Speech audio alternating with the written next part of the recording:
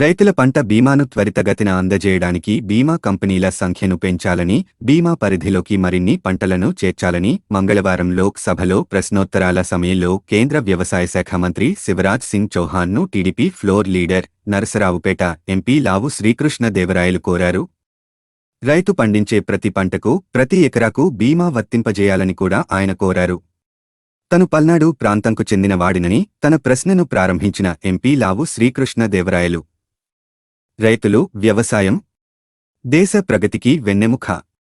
ప్రపంచానికే భారతదేశం ఆహార భాండాగారం కావాలని బడ్జెట్లో కేంద్ర ఆర్థిక శాఖ మంత్రి నిర్మలా సీతారామన్ కూడా కోరారు.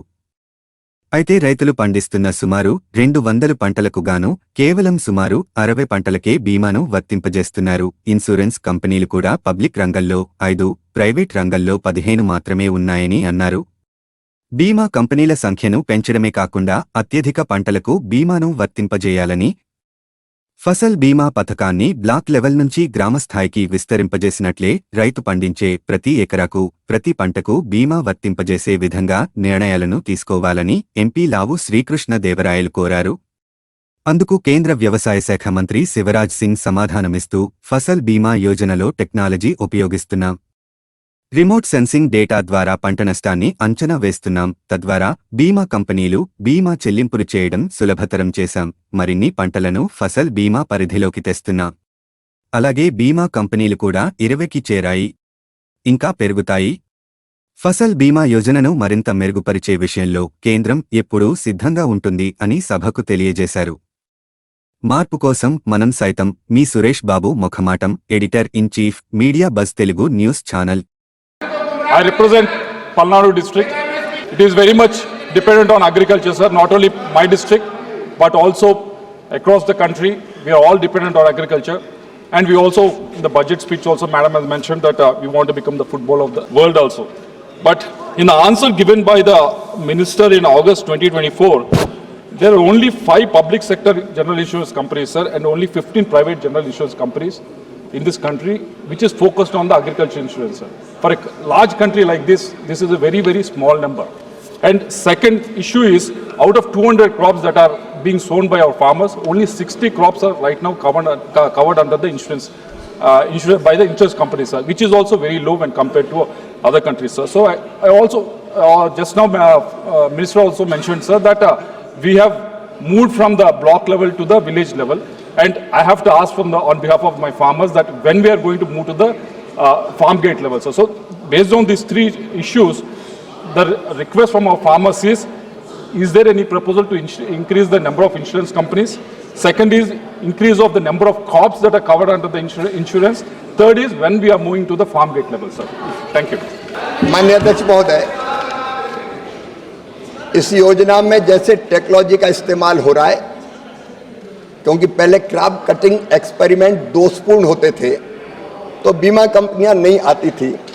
इस समय प्रधानमंत्री फसल बीमा योजना में 5 सार्वजनिक कंपनियां और 15 निजी कंपनियां, कुल मिला के 20 कंपनियां भागीदारी कर रही है।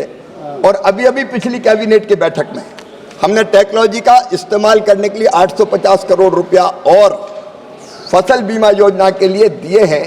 जो मैंने बताया कि वैज्ञानिक ढंग से अगर फसल की क्षति का आकलन होगा तो बीमा कंपनी और सरकार में फिर झगड़ा नहीं होता।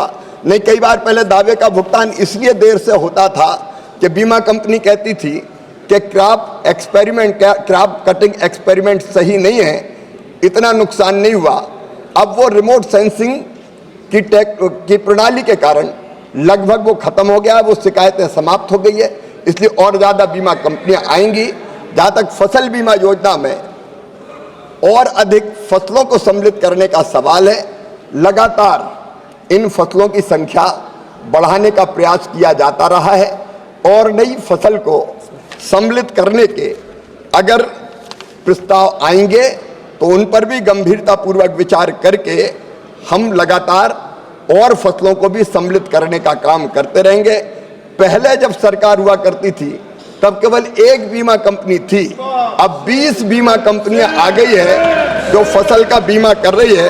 और उसी का परिणाम है माननीय अध्यक्ष महोदय कि इस फसल बीमा योजना में किसानों का विश्वास लगातार बढ़ता जा रहा है और अब 14 करोड़ आवेदन फसल बीमा योजना के लिए किसान आवेदन आए हैं, जो अपने आप में रिकॉर्ड है। लेकिन जैसा माननीय सदस्य ने कहा है, नई फसलों को शामिल करने का और योजना में और भी अगर सुधार की जरूरत है तो लगातार सरकार खुले मन से आउट ऑफ बॉक्स जाके भी लगातार प्रयत्न करेगी कि किसानों को और अधिकतम लाभ कैसे दिया जा सकता है ताकि उसके नुकसान की भरपाई की जा सके। మార్పు కోసం మనం సైతం మీ Suresh Babu Mukhamatam, editor in chief, Media Buzz Telugu news channel.